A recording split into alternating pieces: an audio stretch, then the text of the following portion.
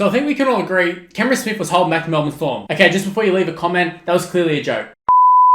Hey, what's going on? Luke here, and I've got to talk about the Melbourne Storm. Also got to talk about the Rabbitohs. I'm just going to talk about the game in general. Now, I had no plans of making a video talking about this, but I just got done watching this. I'm recording this after the game, probably about an hour after. I've just been processing the first round, and what a game it was. I can't believe how good Melbourne were, and it was literally because of how good Melbourne were that sparked the idea of making this video, because I've sat here in the whole off-season and said, oh, well, Melbourne Storm, they won't be as good without Cameron Smith. Cameron Smith was the Melbourne Storm. They won't realise how good he actually was until he's gone. Well, they've come out and they've absolutely blitzed probably the premiership favourites at this point. Actually, I don't know if I'd say they're the favourites, but they're definitely right up there. They're definitely a top 4 favourite, and everyone could see the possibility of the Rabbitohs winning the premiership. And Melbourne just went out and blitzed them, just like they did to Penrith in the grand final. Actually, just like they did for most of the final series. I feel like the whole final series last year, they blitzed teams in the first 15-20 minutes, and that's exactly what they did to the Rabbitohs. The Rabbitohs were literally out of the game after 15 minutes. Storm were beating the clock. They're up 18-0 or whatever it was, 16-0 after 16 or 17 minutes. It was actually ridiculous. I was at the gym and I was watching it, and I just couldn't believe what I was seeing. I expected the Rabbitohs to come out and it'd be a bit of a grinding game. And then Storm just, you could tell in the first couple of minutes, Storm were just on. In that first set, I think they made 60 or 70 meters. And I feel like they weren't necessarily playing like the Storm of old. I feel like in the past they could do this, but it wasn't generally their go-to. Because when they were offloading and stuff, it was just going to Cameron Smith and he'd have to send it out to the backs. But this time, they were passing it out and Brandon Smith was getting it. He was running. Munster, Hughes, whoever's there, they were just getting it and they were just pinning these back and just heading for the gap and they're making meters. And I was just looking at it and I was like, Rabbitohs are actually shell-shocked. They don't know what to do. They definitely didn't expect this. And to be honest, I don't think anybody expected it. Maybe Storm fans expected it. Maybe not. But Brandon Smith, I thought he played really well. Jerome Hughes, Cameron Munster has definitely stepped up, and I think he's going to continue to step up. And I definitely think you can make a case of him being the best player in the world at the moment. I know for me, I always talk about Tedesco being the best in the world, but look, Cameron Munster, he's had a fantastic 12, 24 months. He's been up there for a long time, and now he's really stepping up even more so. And look, this game was the perfect example of it. Pappenhausen's another one. I always said Pappenhausen, like when Tedesco was New South Wales fullback, I'm like, yeah, he's a sure thing. Pappenhausen now, he's really putting a claim in. After that Clive Churchill, he started off the season well. I don't want to get ahead of myself here, but it's starting to become a contest, whereas before it was just, it's Tedesco. It was Tedesco, a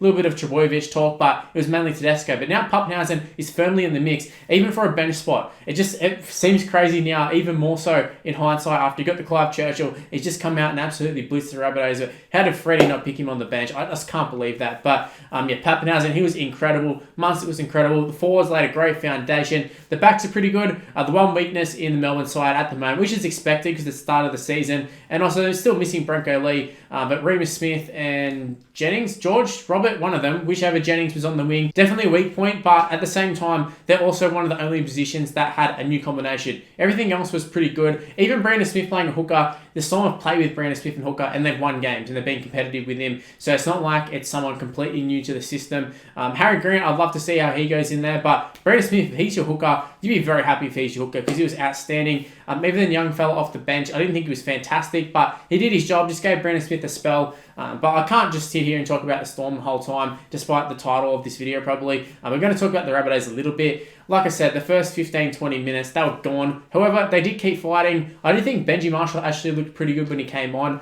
I thought he had a good influence on the side, just in terms of leading them around. Obviously, he didn't come on and play halfback or 5'8" or anything, but he looked to be playing in the middle, just roaming around and sort of directing them around a little bit. One person who I thought was pretty poor was Damien Cook. Thought he didn't do anything, and the only things he did do were errors. Same can be said for Josh Mansour. I thought he was quite poor. Look, Alex Johnson was good. Latrell was outstanding. I just want to say, Latrell Mitchell definitely stood up in a beaten side. Adam Reynolds' goal kicking was a standout as well. He was pretty good. Cody Walker didn't do a hell of a lot, but at the same time, the Storm were just so good. Like, they literally would have beat anybody. This was a grand final Storm. This was just a Storm that was not going to get beat. And in hindsight, I look at it, and they had such a good record, and I think the Rabbitohs hadn't won in Melbourne in general. And then you look in the fact that Melbourne haven't dropped the game in round 1 since Bellamy took over. And it seems like a sure thing, but I just had in my head, oh, well, yeah, they're doing that with Cameron Smith at the club, and the team was just better overall when that was all happening. But they come out, they absolutely blitz the Rabbitohs, and I don't know what to think anymore. I thought the Storm were going to drop off this season, but in literally the first round, they came out and they've already made me look a fool. They look better than last year. This is ridiculous. What is the NRL going to do? I mean, we can't give Melbourne the premiership already. Now, in the second half, they definitely dropped off, and that's what they did in the grand final as well. So it kind of was reminiscent of the grand final, and it is something that they seem to do.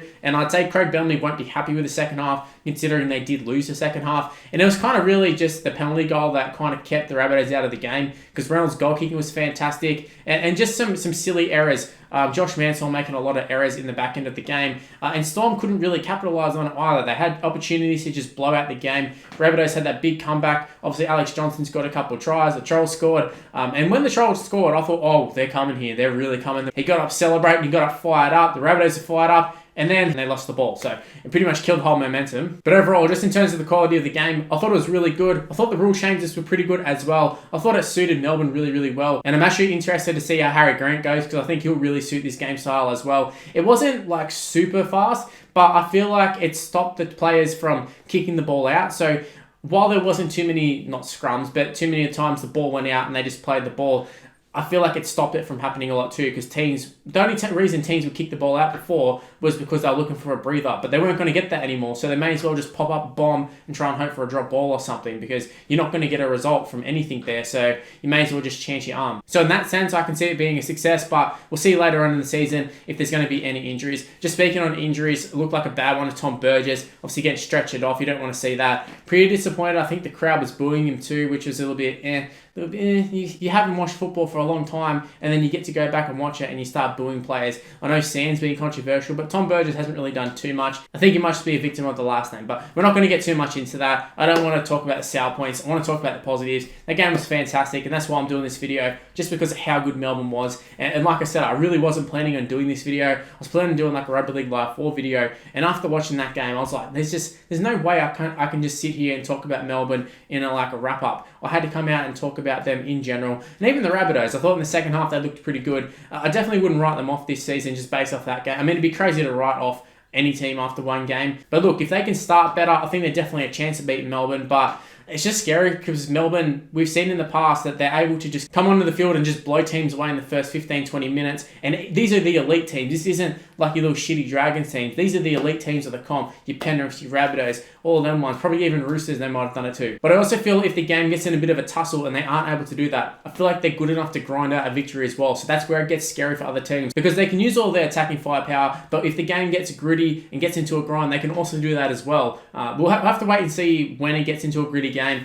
if Cameron Smith would have had an effect there, because I feel like that's where he might have dictated things. When the team just needed to be calmed down a little bit, I think he might have been good, but obviously everything was just smooth sailings in this game, so probably wouldn't have had too much an effect on this one. But look, what a performance from the Storm. Even the Rabbitohs wasn't too bad themselves, but the Storm, 10 out of 10 performance, can't fault them. So yeah, that's all I've got to say about this game. Leave in the comment section below, what were your thoughts of Melbourne? What were your thoughts of the Rabbitohs? What were your thoughts of the game in general? Did you enjoy it? Did you dislike it? I'm bloody glad the season is back. It's been a bloody long off season, that's for sure. So I'm just happy to have the NRL back, and I'm sure you are too. Anyways, that's where I'm going to wrap up the video. Thanks for watching. If you did happen to enjoy this one, make sure you go ahead and leave a like and subscribe to the channel if you're new around here. Also turn on the notification bells. It is super important in terms of growing the channel, in terms of you getting to watch the video. You don't have to worry about the sub boxes being dodgy and all that sort of stuff. So just go ahead, do that. Give me a follow on social media as well. Been trying to push that as of late, but it's on the screen right now. Mr. Luke on YT for the most part. Mr. Luke on Facebook. Go ahead and give me a follow. Give me an ad. Snapchat's also Mr. Luke on YT as well. Let's go ahead and do that. But yeah, that's where I'm going to wrap up this video. Thanks for watching, and I'll see you next time. See yous.